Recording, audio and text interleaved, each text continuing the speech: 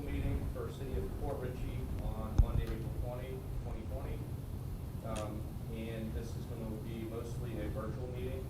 We're going to go into the invocation led by Mr.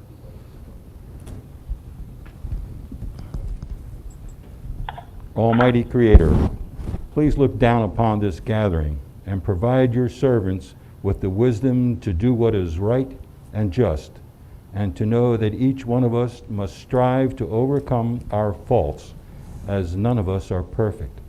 Please, Lord, protect this great country and all those who serve her. We ask these things in thy name. Amen. Amen. I pledge allegiance to the flag of the United States of America and to the republic for which it stands, one nation, under God, indivisible, with liberty and justice for all. Thank you. At this time, we're going to take roll call, and we're going to say whether or not we're present and whether or not we're appearing personally or by electronic means. This is Sal Licari, City Clerk, doing the roll call.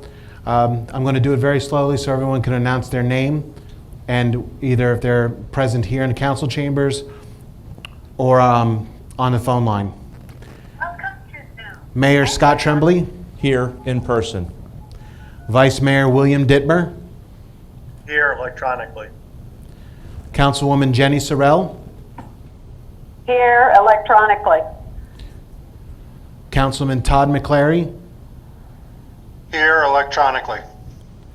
Councilman Tom Kinsella. Here also electronically. City Attorney James Matthew. Here in council chambers. City Manager Vincent Lupo. Here in council chambers. Thank you. At this time, I'm looking for a motion to approve council minutes. Motion to approve council minutes, Jenny Sorrell. Okay. Second, Will Dittmer. All in favor? Aye. Aye. And for point of clarification, that was for both sets of minutes. At this time, I'm going to open up for comments from the general public. I believe we had one person that signed up who has not phoned in yet. So what we're going to do is we're going to pass that person to the end of the comment section, and at this time I'm going to skip that and go over to our city manager, Mr. Lupo. Yes, Council, there seems to be at one point in time some general confusion as to some of the events that is taking place with respect to how the city is operating. I stated several times when this issue first began back in March, prior to March the 16th, March the 16th and March the 23rd. I outlined all of the different activities that we had begun to undertake. I pinpointed the various actions that the city was taking.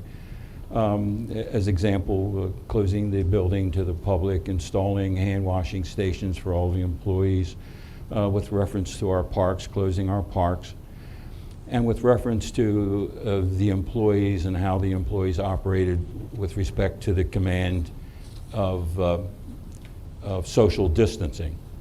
We divided every single department within the city among the employees to ensure that the function was being covered on an immediate and as-needed basis. There were split times in every single department, including administration, including the fire department, including the police department, where Chief DeCanio and Captain Koch would shift occasionally. Here at City Hall, where the assistant city manager and the city manager would shift occasionally, where the various members of the staff in both fiscal and the building department would shift occasionally in order to maintain minimum contact and social distancing. Of course, all the employees were on at their residences with phone, on cell phone or computers in order to continue work. Some came back and forth, and I certainly wanted to alert council that we continue that same process.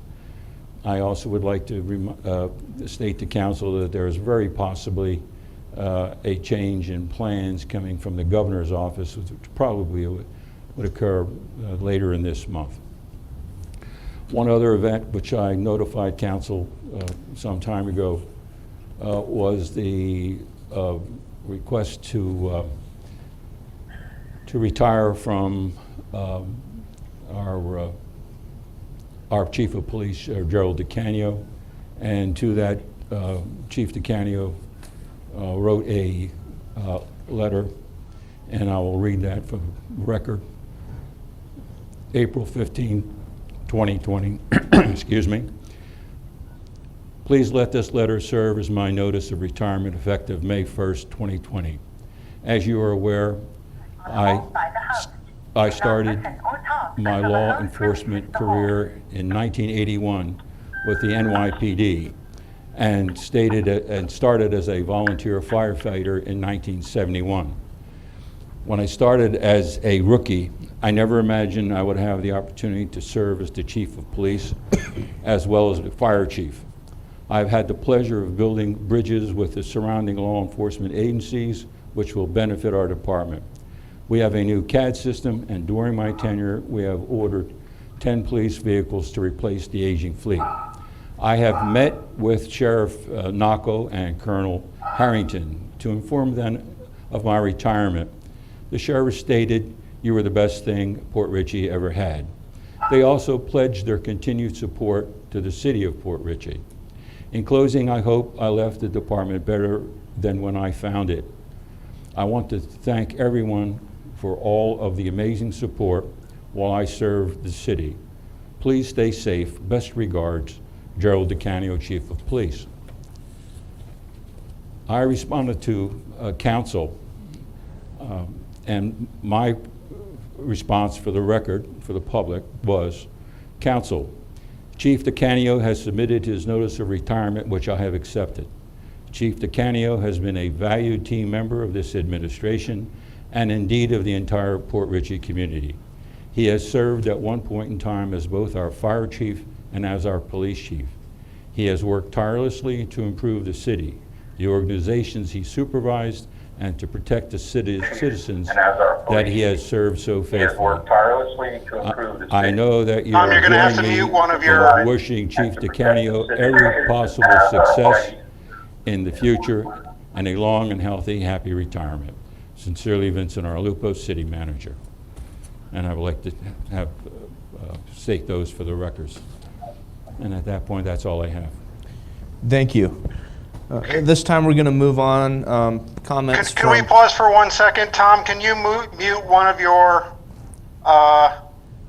audio devices, either your phone or your... My phone's off, Todd, Okay, perfect, thank you. and I cannot hear a damn thing that was said.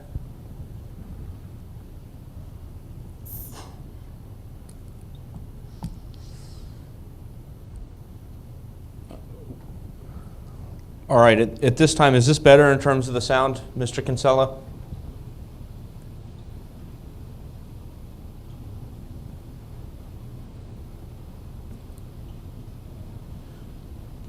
At this time, I wanted to move on comments, which is going to be the mayor, myself, and city council. I'm going to open up to city council first, the members of the council. Can you guys all hear me over there? I can hear you, yes. Yes. Okay. Somewhat.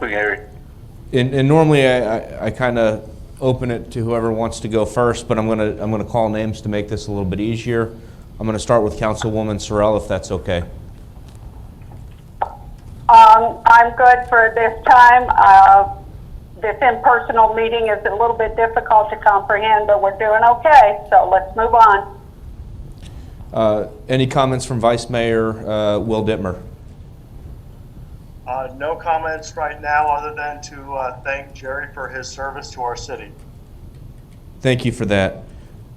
Tom Kinsella, can you hear me? I could barely hear you. I would like you to be able to make any comments at this time for the comment section. Well, for the record, this whole thing really sucks the way it's going, but not being able to understand here, it's difficult.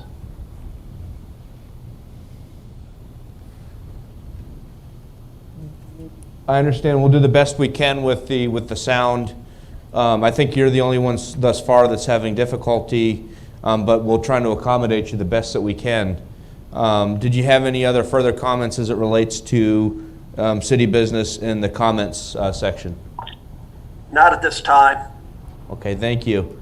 And last but not least, Councilman Todd McClary. Thank you. Can you all hear me? Yes. Yes.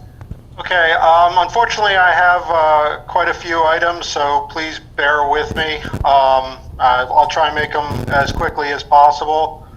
Last full meeting, we had discussed that there would be a report generated as to the status of the funds in the alternative depository. I know when we originally passed the approval for the alternative depository, we were supposed to get a report once a month. I believe that was back in October. I've yet to see one. If one is not available at this meeting, I would like it to be made part of the agenda for review at the next meeting on the 27th or 28th. Yes, sir, no problem. We'll be done. And since it's part of the agenda, if we could issue it the Thursday before so we all have an opportunity to take a look at it. Yes, sir.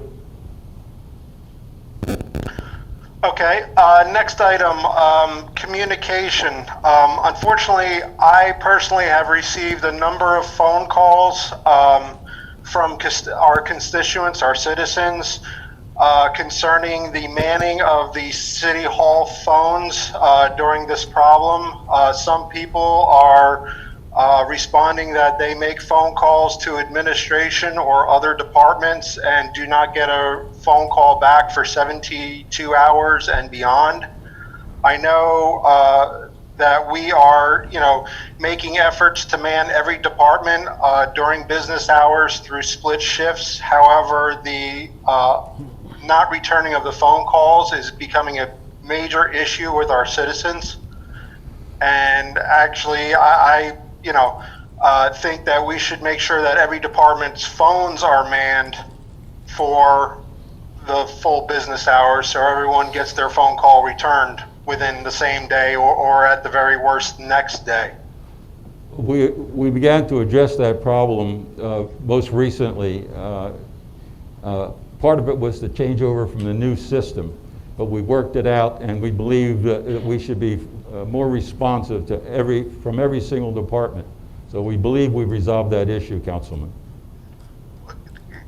Can I ask a question in that, does someone physically have to be there in City Hall to answer the phones for each department? Or is there a call forwarding situation that allows for them to take it through other areas? You can forward these to him. We have individuals in each department prepared to take the phone calls. Part of the problem was that we had switched over a system and the administrative section was not being transferred to any one of the offices. But we generally have at least 2 or 3 individuals here in the building in the various departments to answer phone calls.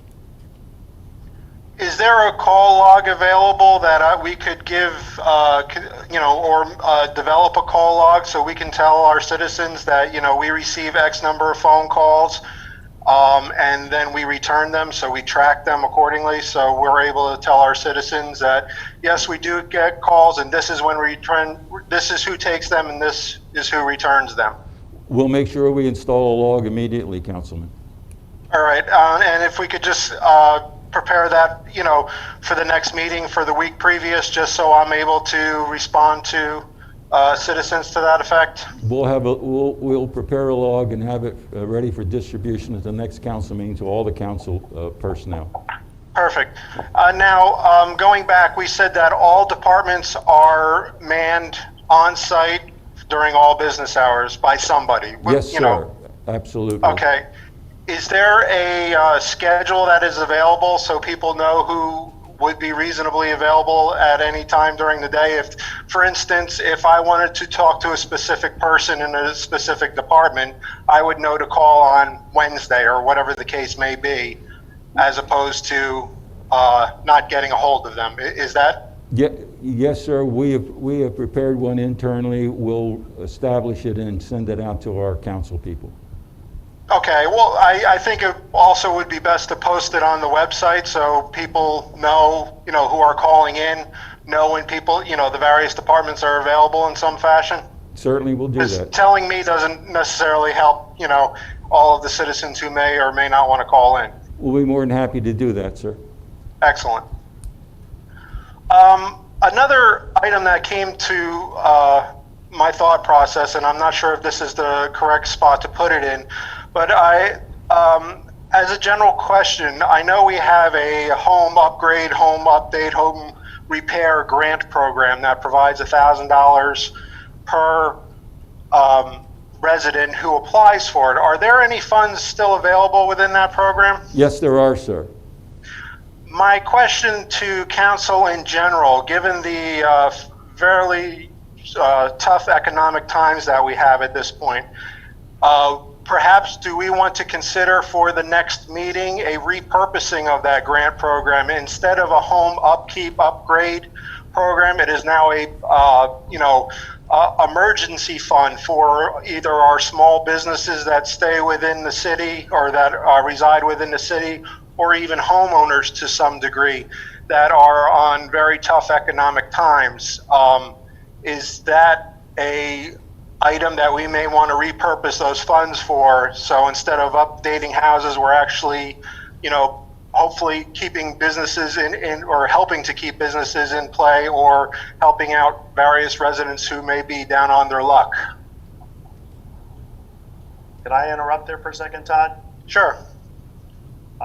I was recently contacted by a family in the city who wanted to do very similar, send a check to the city for help with families in the city boundaries. I contacted Mr. Lupo, and I believe they would be sending the check, so that may be something we can tie together. Do we want to add that to an agenda item for the next meeting so we can discuss it? I don't know the mechanics necessarily from going to me blathering on in my general comments to an actual work in progress. I'm comfortable with that, but one of the things that I think we're going to have to do is look at the legalities of how we can spend that money and make sure that we're spending it within the boundaries of, or the parameters in which we have the authority to do so. But certainly I think if we add it to an agenda item for a future meeting, I believe that'll give our city attorney some time to look into that to make sure that however we repurpose the money, that we do it in a lawful manner and that we're allowed to, by law, do what we want to do with it. And if I may, Mayor, at the same time, we'll come up with the remaining amounts of funds in that account so that you'll know what you're dealing with. Thank you. Okay, on to the COVID-related emergency stuff. I know I've also gotten some calls and discussions from constituents regarding the announcements coming from the city and what platform the city has taken. And Vince, I know you've been announcing it, in various meetings, and actually, I think on the City Hall Facebook page, we've done a fairly good job of providing outlets and resources for people who may need whatever help that they need in this time. But the website, the main website itself, is behind on the Facebook page, and a lot of people who are calling me aren't necessarily Facebook users, so they are lacking that information. If there's something we can do so essentially the website matches the Facebook in terms of announcements, and also I'll segue into another item. I have had a hard time finding what is the city's position in terms of response. And let me segue in, for instance, Hillsborough, the city of Tampa, obviously they're a lot larger, and I understand that. But in some contexts, they are more stringent than the adjacent county. And the question I'm getting from our citizens is, well, are we more stringent than the adjacent county, or than Pasco County, or are we just purely following the guidelines issued by Pasco County? Offhand, I say yes, we're purely following those guidelines. But we could make a public announcement again on the main website, saying and stating specifically what our response is, even if it is just mirroring Pasco County, hearing the words, and then obviously putting a link to Pasco County's response, just so we can tie the loop for various residents who may not be on Facebook necessarily, or have immediate access to calling somebody. Yes, Councilman, not only that, but in concert with some of the other communities, I'm talking about our neighboring Newport Richey and some of the other cities, we have had an open dialogue to ensure that what we were doing was in tune with the county and with those communities. But we'll be more than happy to address that as best we possibly can, sir. Yeah, I'm confident that we're there in terms of the coordination, but I'm really thinking we need to open up the communication so everyone is well aware of what is going on within our city, and that's where it gets a little confusing and harder to track. So we really need to put together a plan, and maybe we can again put it as an agenda item for the next meeting, so we can discuss the communication portion to the residents of what we're doing exactly. I have all the confidence in the world that we're doing it. It's just, getting it out there, getting the message out there. We'll do that, sir. Okay, next to last item is the meeting schedule. I know we've been somewhat, and this is completely understandable, but I really feel we should get to a consistent meeting schedule with advanced notice of, adjustments or cancellations to it, especially in these hard times. Again, it's just feedback I'm getting that, everyone is looking for a sense of consistency and normalcy, and even moving around, and I understand there's reasons for it, and I'm not belaying the past, but we should really get to, and the desire is to have a consistent meeting schedule throughout the rest of this emergency until we go back to our normal meeting schedule. I know now that we have this AD. Excuse me. Yes. Excuse me. Are we having this discussion on agenda items 5 and 6? Both of those are including the things that you're talking about right now. So are we moving that up on the agenda right now? No, No, I was going to I let can- him just touch on it on general comments, and then we'll readdress it where Okay. everyone can have an opportunity to talk about those later in the meeting. Okay. Then I'll table that part until the final meeting. The last part is the retirement of Chief DeCanio. My understanding is, and I'm not going to get into all of that, what is currently going on in the media and therefore I really don't care.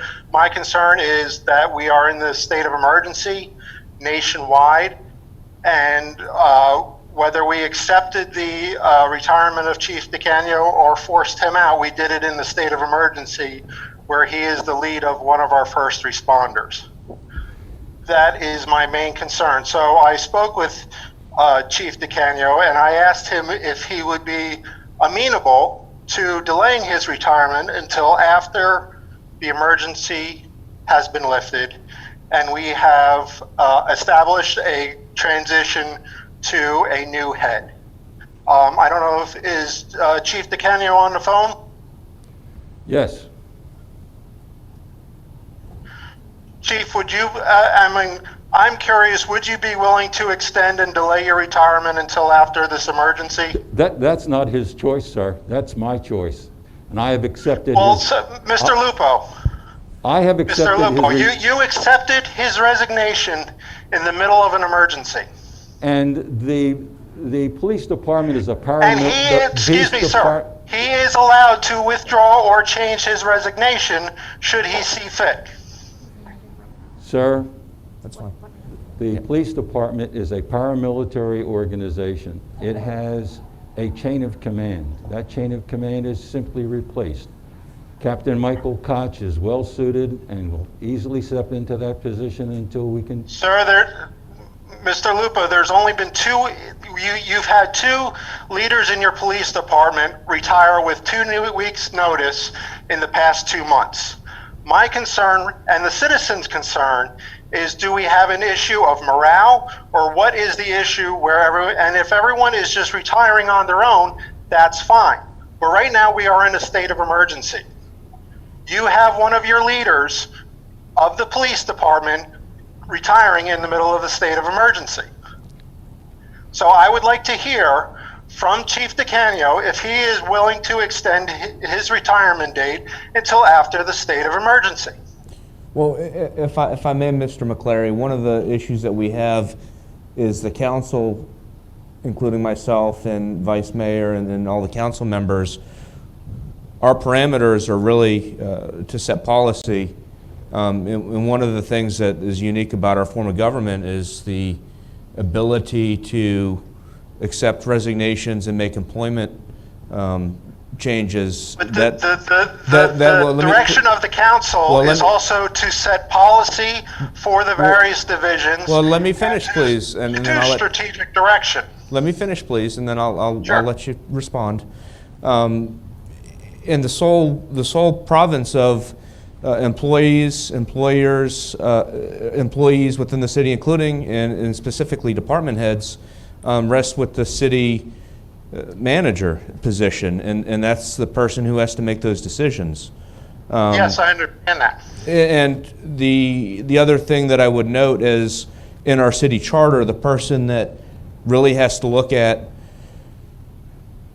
the person that really has that holds that position as what we would consider what's called a police commissioner would be that specific position.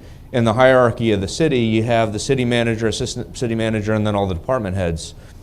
So based on that, those are issues that Mr. Lupo are going to have to deal with, and I think is excluded from the providence of what the council has to decide and what we really should be involved in. I think legally, from a legal standpoint, we're not in a position to where we can dictate to a city manager or any department head for that matter on who they have to hire, fire, and accept resignations. That's something that rests solely with those persons that are designated within our city charter. So that's the only thing I wanted to point out to you, and I wanted to open the floor back up to you so you can further discuss. Sure.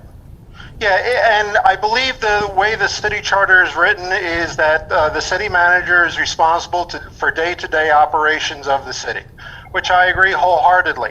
However, council is responsible for review and strategic direction of the city. Strategic direction of the city, and especially in a state of emergency, specifically resides on the first responders and the leadership of the first responders. So now you're in the gray area of day-to-day operations and strategic direction of the city. My question is and I spoke with Mr. Lupo directly as this was going on, and he says that he was not aware that Jerry was retiring, and he was waiting for the letter, and he was going to review the letter when he got it. Therefore, there is no reason for Chief DeCanio to be removed from duty unless it's of his own volition. Now, I am asking if it is not his volition to be removed or to remove himself from office, there is no reason to remove him from office. Right now, there is no procedure in place for a immediate replacement other than a temporary chief for the police department. I'm saying, why are we doing that if Chief DeCanio is willing to extend his retirement for another 2 weeks, 4 weeks, even 6 weeks until this emergency is over? Why are we stopping that?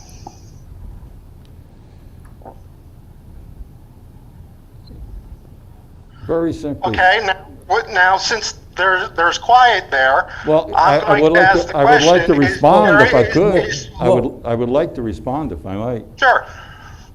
Chief DeCanio had this discussion, as I outlined to you and I outlined to another council person, mainly Councilman Kinsella.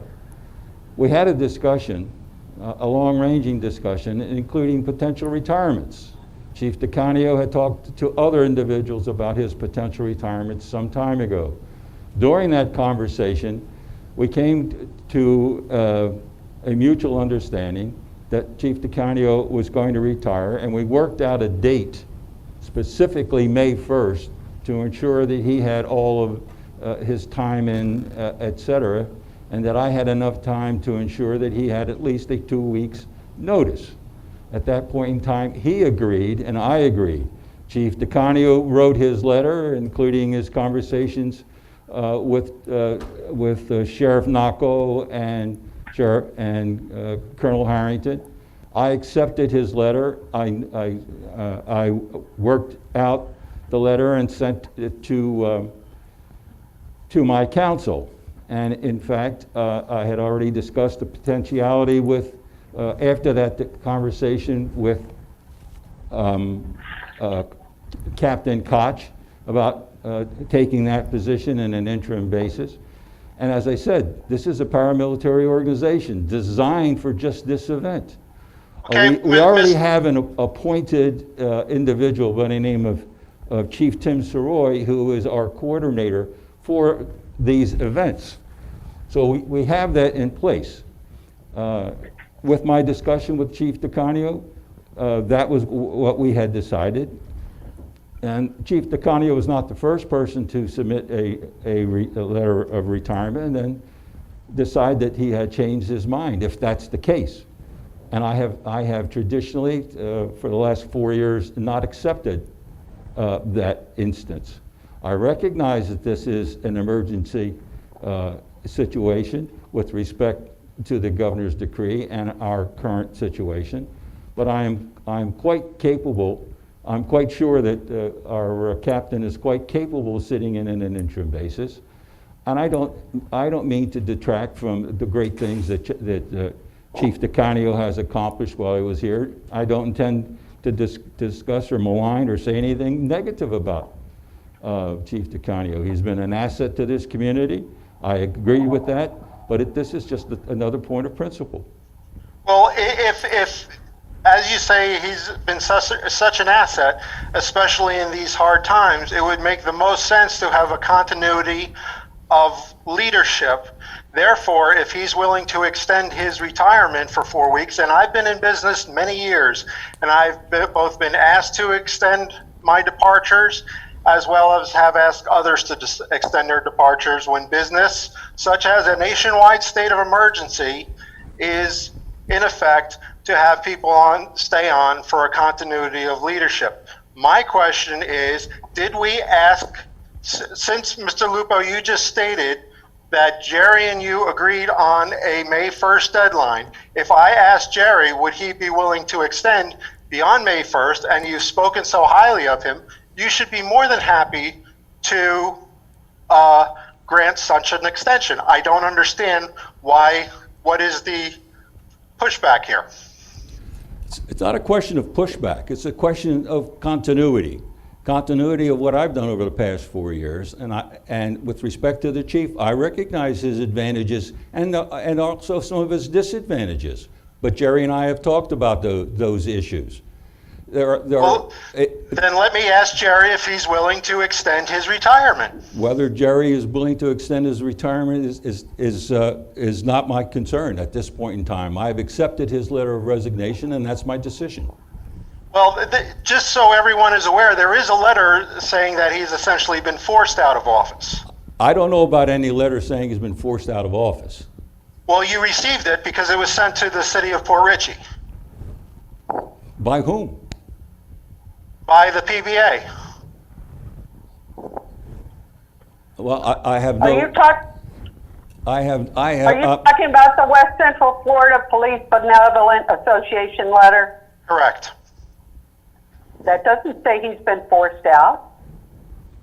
Okay, well, let me read I have it right here in front of me. I have it right in front of me. It doesn't say anything. To remove a productive, experienced, and well-liked police chief in today's environment without just cause is bad enough.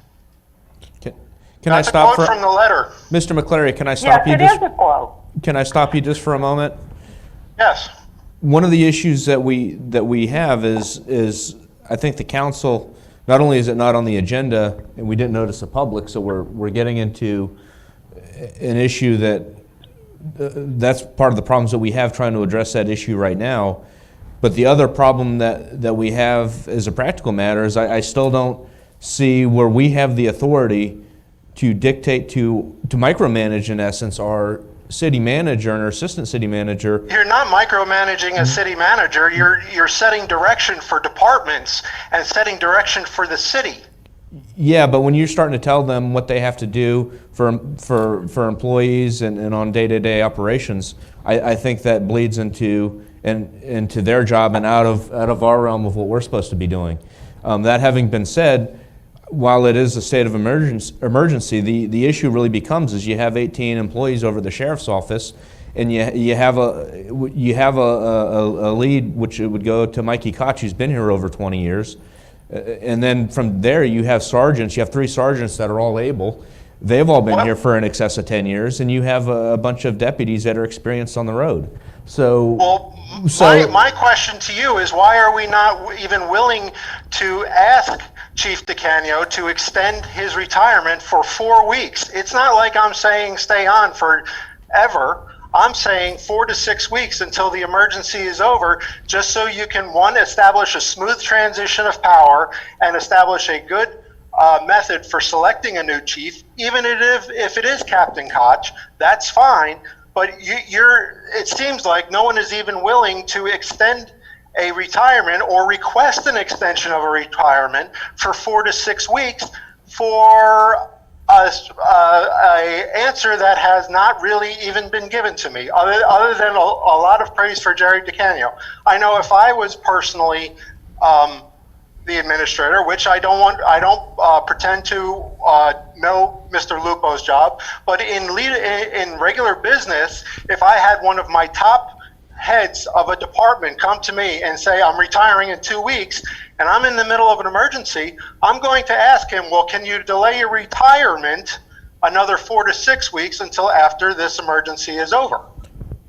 That is a failure of leadership, and then now that falls back under city council because we're having a failure of leadership. What I'm suggesting to you is that your concerns that the organization and the city can't move forward without him, I think, are unfounded. No, what I'm saying is you're in the middle of a business emergency, and you don't want to be losing key figures of your organization in the middle of an emergency. I understand what you're saying, and I was hoping that you wouldn't cut me off and you'd allow me to finish. When you speak, I'll do the same, since we're on an electronic meeting. The issue really becomes, and where I was going with this, is your first statement, which is one that would have been very concerning for me, where you're talking about the process in which to rehire and transition. I think whether he leaves now, a month from now, or 3 months from now, it's the same process. And that's designed to be that way in a military-style organization like a police department. That having been said, the future of the hiring, that process will still take place, whether we're in a state of emergency or not, and the city will move forward seamlessly, despite his retirement at this time. No different than if you retired. I'm failing to see, and no one has answered me, why we refuse to even ask Chief to extend his retirement 4 to 6 weeks. But I don't understand that. What I'm suggesting to you is I don't think we have the authority to demand that particular answer in terms of employment from our city manager. I think you've talked to him about it. There was obviously a discussion between those two, and he accepted the resignation. And I think that's where the city sits, and it's time to move forward if that's what our city manager has decided to do. And I think whether we agree or disagree with that, I think that decision, he's saying he's already made it and he's not moving, and he doesn't seem like he's going to move. So that having been said, where we stand now isn't what we do with that. Where we stand now is what you just mentioned, and that's about moving forward. And obviously there's plans that have already been made in place for that, and there's plans that sound like they've been made, although I'm not aware of them, but I see our city manager nodding for filling that spot. Again, you're saying that the city manager, who is responsible for day-to-day operations, however, endeavor such as this, the city's largest department, also falls under strategic direction of the city, which is under the purview of city council. And I am, for some reason, and I don't understand why, we don't even ask if he is willing to extend his retirement until after the state of emergency is lifted. I don't understand that. Right, but I think he gave you an answer, and I don't know if he's going to change his answer, so I don't know why we continue to talk about it.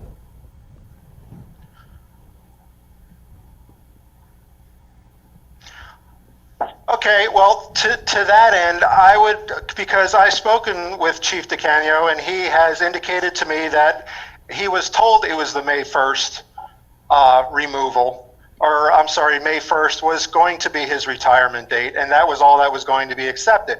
So instead, I would like a report generated, and I'm requesting this, as to the events leading up to the submission of retirement of Jerry DeCanio. And I would like it both from Mr. Lubo as well as Mr. Chief DeCanio. I'd be more than happy to do that. In fact, I outlined him earlier to Mr. Kinsella in a recording, since he was not in his office. And I outlined exactly what occurred. And I would also like it from Chief DeCanio. That's entirely up to you and Chief DeCanio, but I will certainly do my timeline and present it. But I believe that we can move forward effectively without the good services of Chief DeCanio. I do not intend to beline Chief DeCanio. I don't intend to get into any of the other issues between Chief DeCanio and some of our operating issues that he and I have had. But that's not the issue. The issue is that in a conversation in my office, and then in a subsequent conversation in his office, we worked out the details with respect to his May 1st retirement and his payout. And that's exactly what we did, and that's exactly what I've done, sir. Well, and I will request that both reports be submitted to the next council meeting on the 27th or 28th of this month.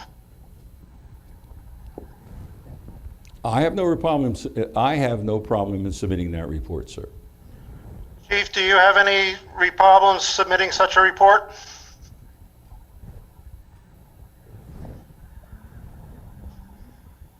Yeah, I don't know if he's on. Hold on, let's see if he's on. There's someone on mute. Yes, it's him. Okay. Chief DeCanio? Yes, I can hear you. Okay. Chief, did you hear the results of the conversation we were having over the past 20 minutes? Yes, I did. Would you be willing to submit such a report as per request? Yes, sir. Absolutely. Thank you, sir.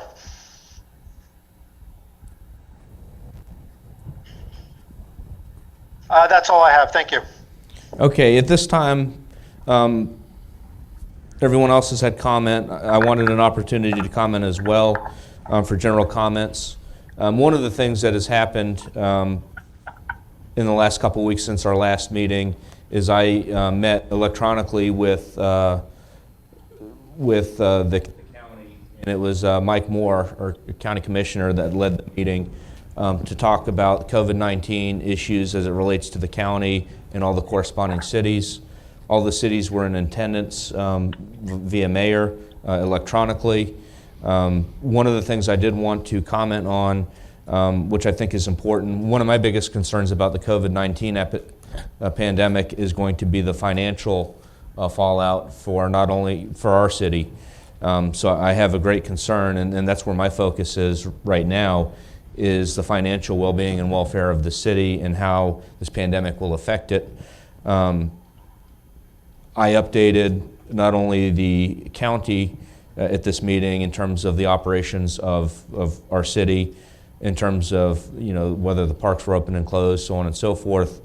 One of the things that we talked about that I want to make sure that we do is that we document all expenditures as it relates to the pandemic and that includes things, mainly things with the fire department in terms of sterilization and cleaning of equipment, so on and so forth.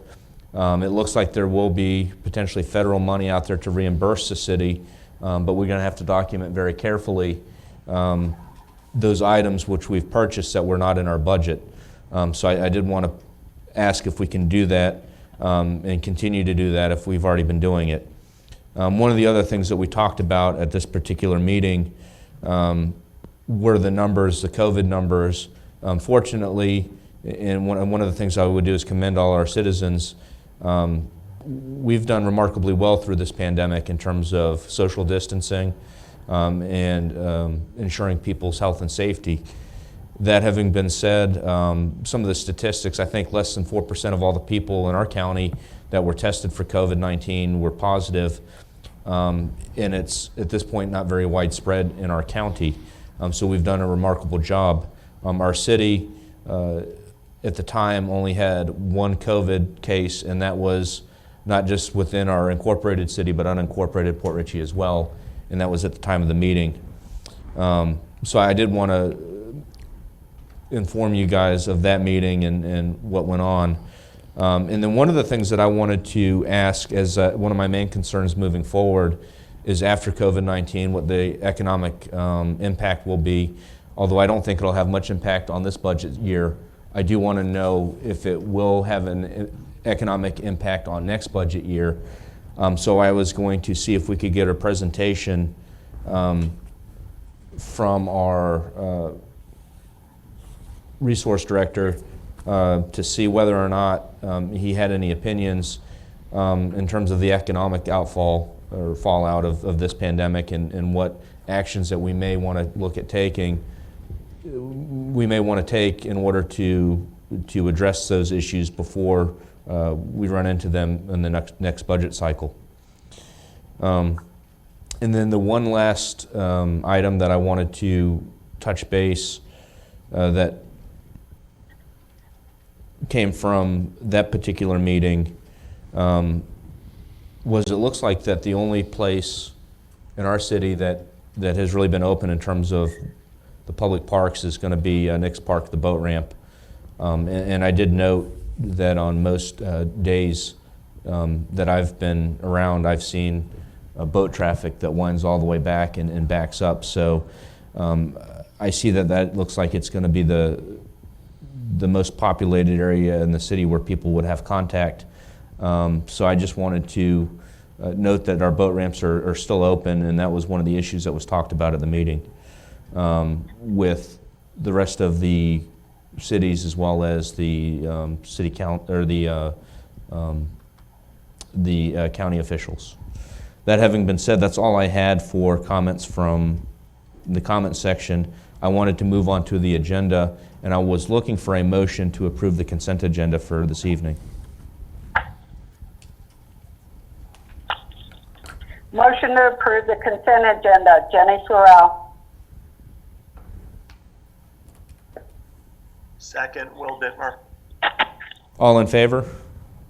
Aye.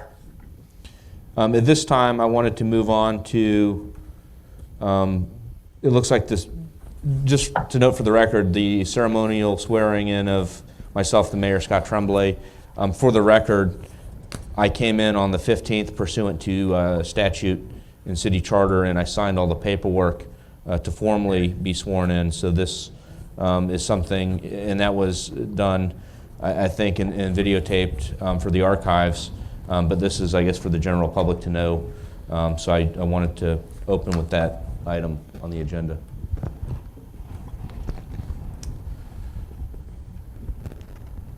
So this is Sal LaCarrie, the city clerk. I'm going to go ahead and recite the oath of office with Mayor Scott Tremblay. If you please raise your right hand and repeat after me.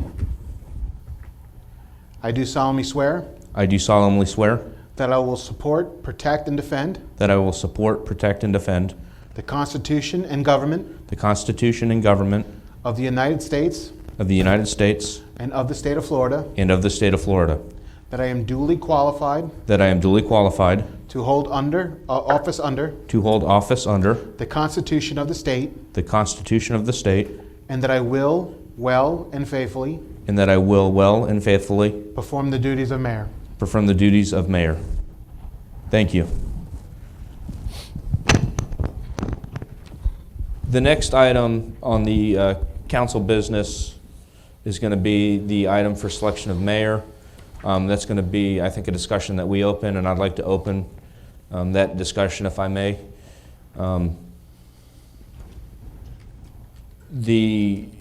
If I may, we've had Vice Mayor Will Dittmer do a fantastic job this past year and see our city, help see our city through some tough times and some changes. I would note that Will Dittmer and Jenny Sorrell came on council, I believe, at the exact same time through the same election cycle. So it would be my recommendation that it would be one of those two who would be selected for the vice mayor position. And with that, I wanted to open it for discussion. And I was going to open with Todd McClary for any comments on that.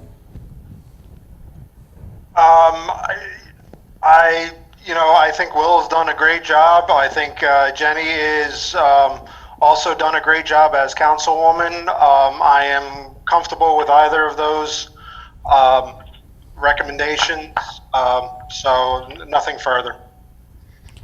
Mr. Kinsella, can you hear us? Yes, can you all hear me? Loud and clear. Yes. Honestly, I've been very impressed with Councilman Todd McClary, what he has done so far in his very short term. I honestly feel that he should be considered as well, if he's willing to take it. Okay, thank you. I was going to ask Councilwoman Sorrell at this point for her comments. I'm just fine with Will Dittmer on as vice mayor. Okay. And Will, did you have any comments for discussion here? No, thank you for the support. I'm happy to continue with the job if the council sees fit to re-elect me. I appreciate it. I was looking to see if there were any nominations at this point for the vice mayor position. This is Tom Kinsella. I'd like to nominate Todd McClary for vice mayor. I appreciate it, but Tom, I very much appreciate it, but unfortunately, due to personal reasons, I don't believe I can. I have the time available that would be required of vice mayor. I am perfectly happy being councilman, but I have had, I guess, what we could call a change of life event.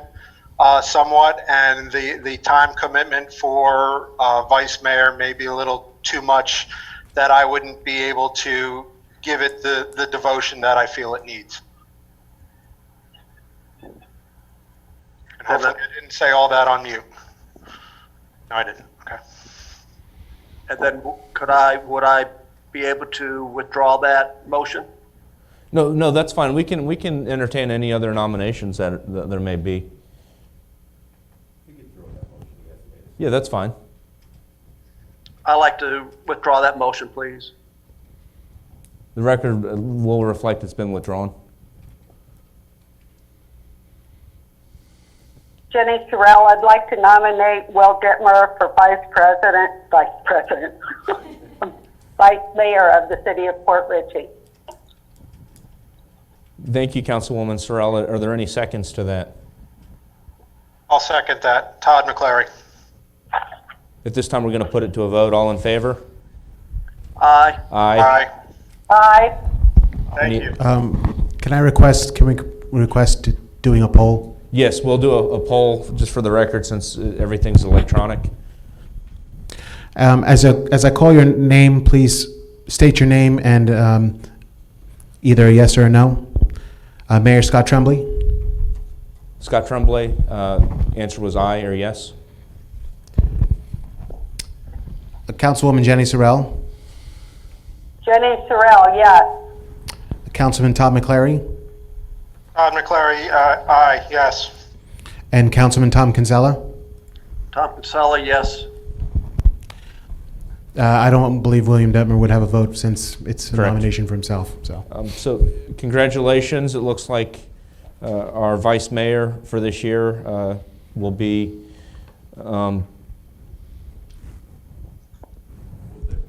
right. I appreciate it. Thank you, guys. I was going to say Mr. Dittmer, but I was grabbing for your first name.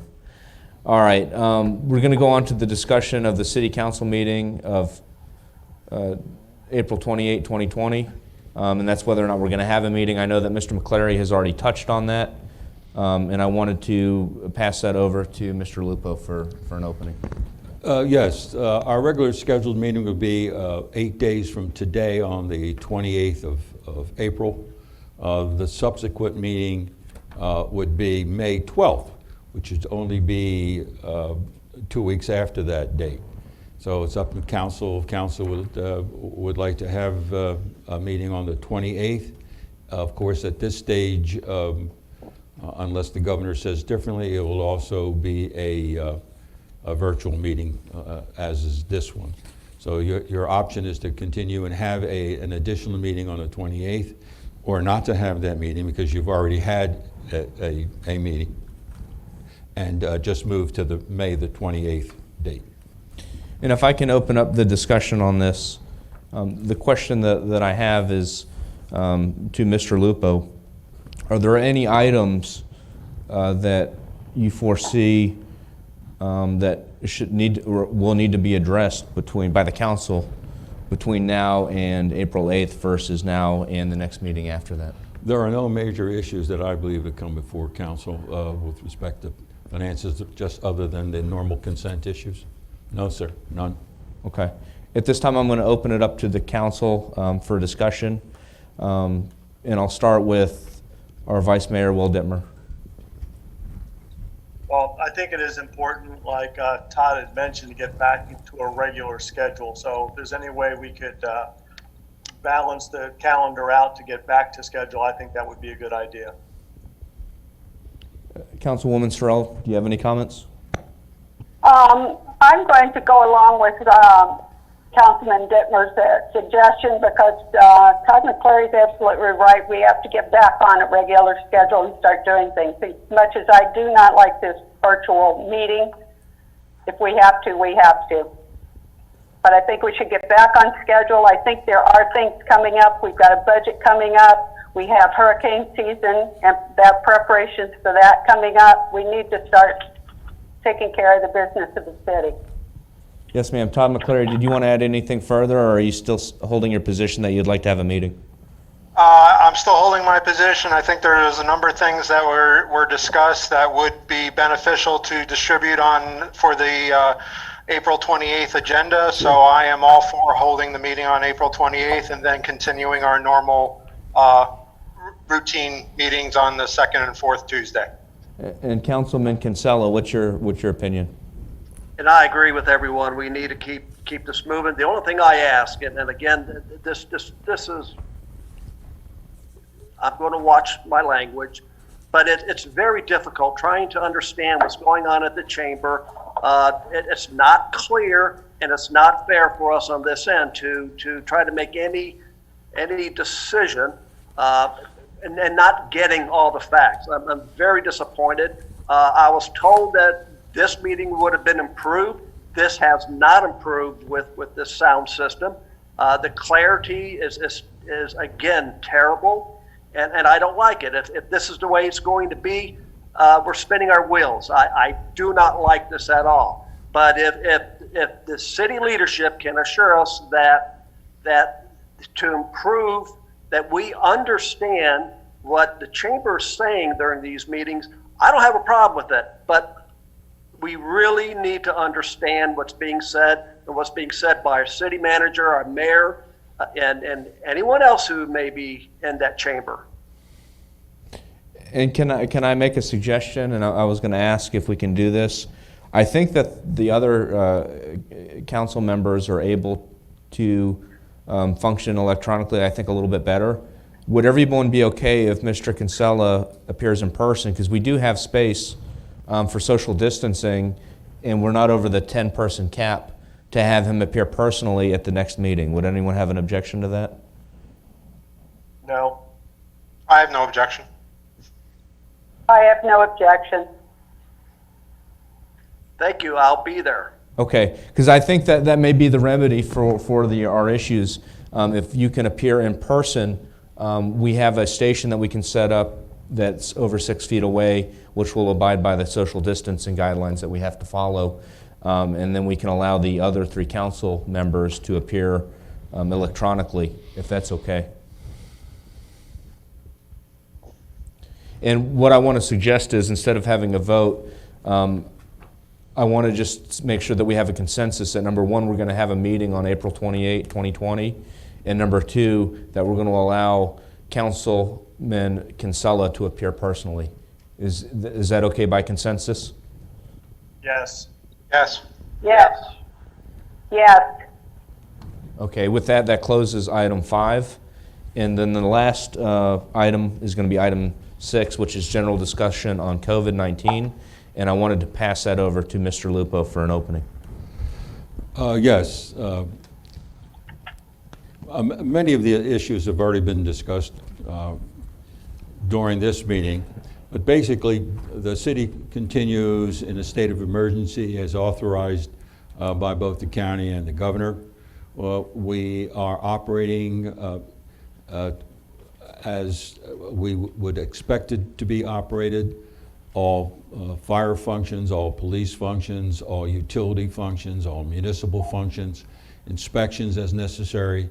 The general operation of the city itself is on course. Our water production, our water clarity, all of those issues are in tow.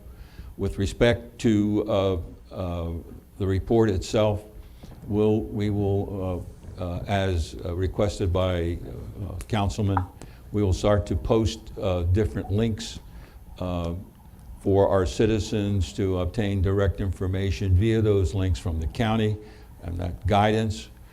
We continue to post those issues also on our doors for any individuals to come by. We have the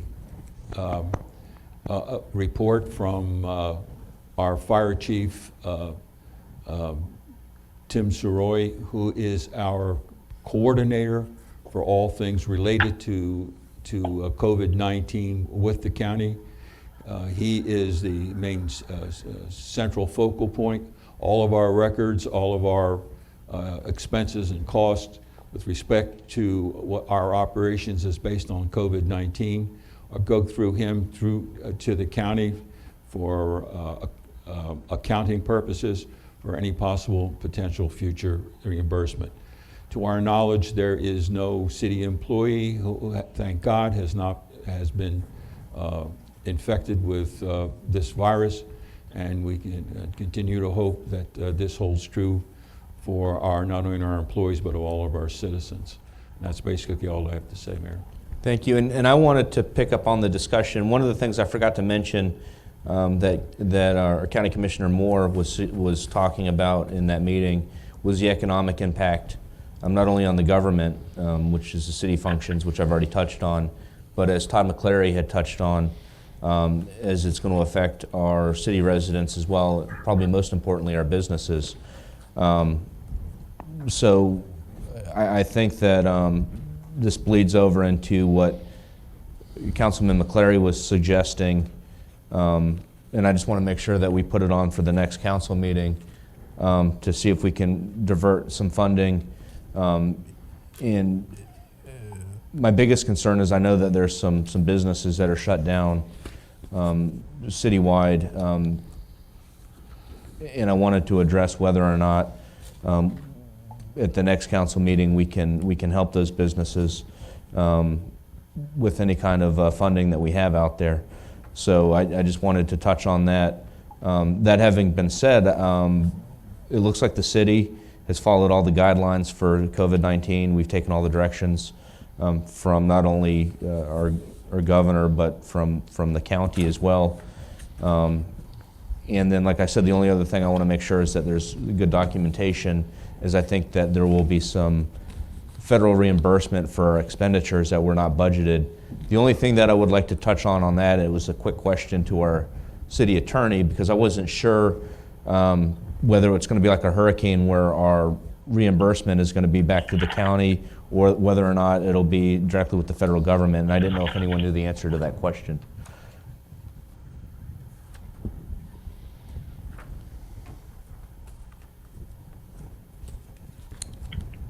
I'm not finance. The finance director would do that, but I think we've had some, I think if your question is, because I was curious myself, I think the question you're asking is whether we're going to be submitting for any federal funds directly to the federal government, or whether we're going to go through the county, I think is what the mayor is asking. And I don't think you have an answer to that yet, right? Yeah, we've actually addressed that with them, because I was curious. I was asking a question myself, whether it would follow the same parameters of which we entered into an interlocal with them, transferring over for hurricanes so they could do it. Be more so. I'm not sure who's doing it, finance, Jocelyn. But I wanted to know. I don't think the answer's been made yet by the county.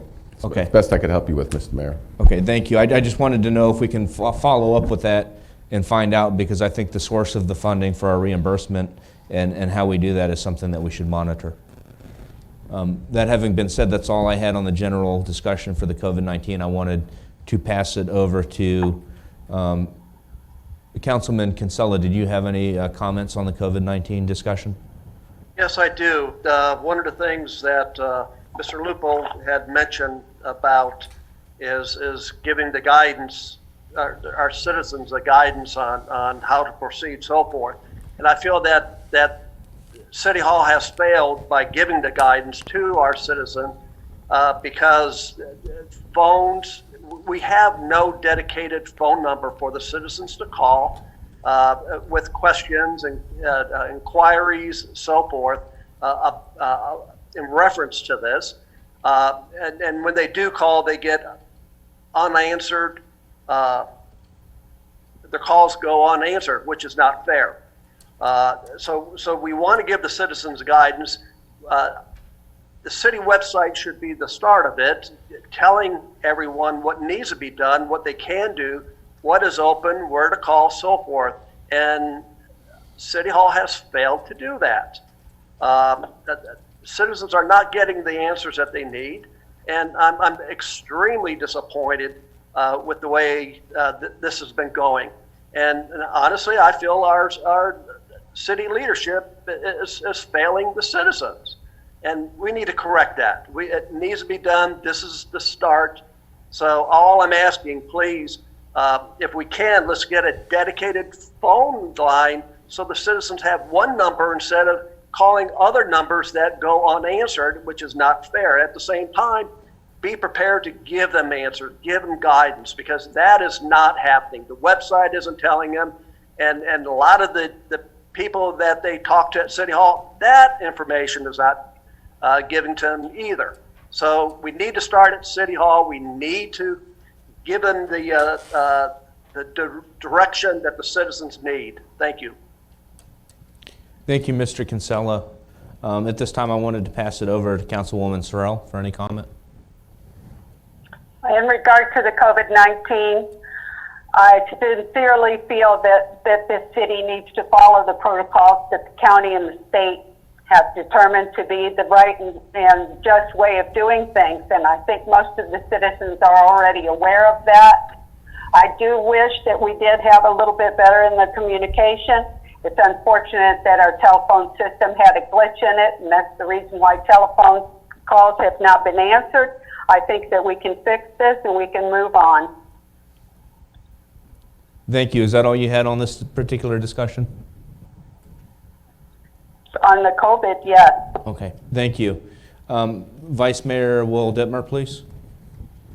No, I have no further comment. I do agree that I think there is a lot of information out there, but it would be helpful if we could have it in one place for the citizens. Thank you. And then Councilman McCleary, did you have anything further? Nothing. I think I rambled on enough earlier. Okay. With that, are there any other follow-up discussion or on the COVID-19. That closes out council business. At this time, I wanted to move on to old business, if there's any. Hearing none at this time. I got a question on old business. Okay. What's the status of the cruisers that's being ordered? Where do we stand? What's going on? All we know is that they were being ordered. Where is that process right now? And it's Councilman Kinsella, correct? Correct. I'm sorry. This is Tom Kinsella. Yep. That has been in process. We are attempting to resolve the issues of the add-on equipment.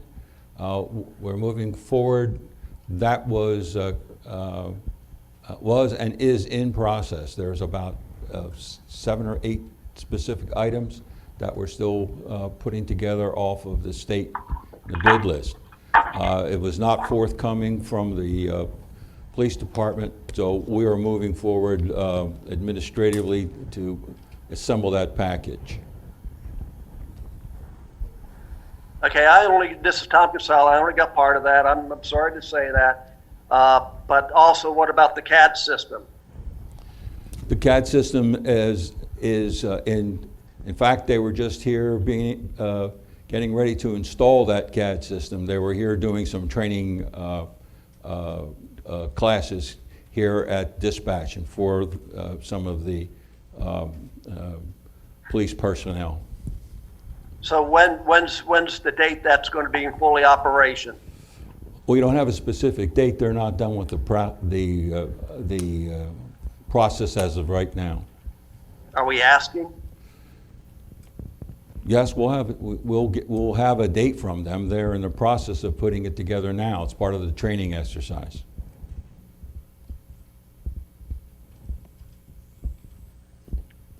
Actually, and this is Todd McCleary, I do have one item on old business whenever everyone is complete. I'm sorry.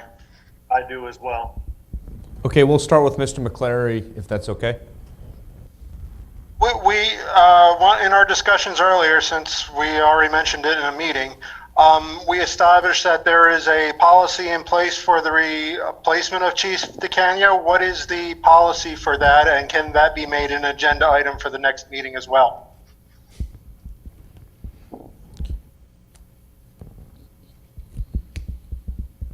Well,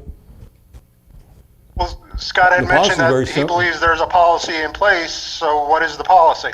Well, Or what is the procedure? well, I think there are certain guidelines that he follows.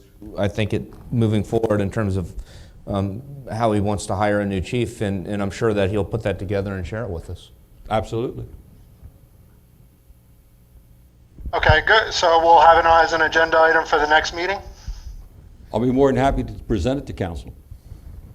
I'm sorry, I didn't hear you. I'll be more than happy to present the position that I'm taking and the direction I'm going to council, yes. Okay, thank you. And then I think it was Vice Mayor Dittmer in the background as well. Yes, I just had, again, on old business, I did briefly speak with Mr. Lupo regarding the Nix Park boat ramp. We were going to get with Dan Biles, I believe, on a partnership for those repairs. In fact, we were contacted by Mr. Biles' office to establish a meeting, which we'll be doing this week, and there are about 4 or 5 items that will be conducted during that meeting, and that will be one of the items on the agenda. Okay, thank you. And what are the other items that we're going to meet with the county about? You said that was one of the items. There was additional discussions about the future of the bike and hike trail. There's a discussion about going underneath of the bridge at 19. Other items was potential dredging. There's a whole list of about 5 or 6 potential items that the county administrator wanted to discuss with us. Thank you. And then I had a question as well. I know that before the COVID-19 pandemic arose, we were waiting to see if the county was going to have it on the agenda for our funding, Restore Act funding, for whether or not and when and how those funds may be released to us. Have we followed up with them to see if that's going to be on an upcoming county agenda? It was originally going to be scheduled, but during the COVID-19 and the issues that surrounded it, it did not appear on the county agenda list. It'll be part of the discussion that we'll have with Mr. Biles when that discussion takes place in the next day or two or three. Okay, thank you. That's all I had. Any other old business? Hearing none, I was looking for a motion to adjourn. Motion to adjourn. Will Dittmer. Todd McClary, second. All in favor? Aye. Aye.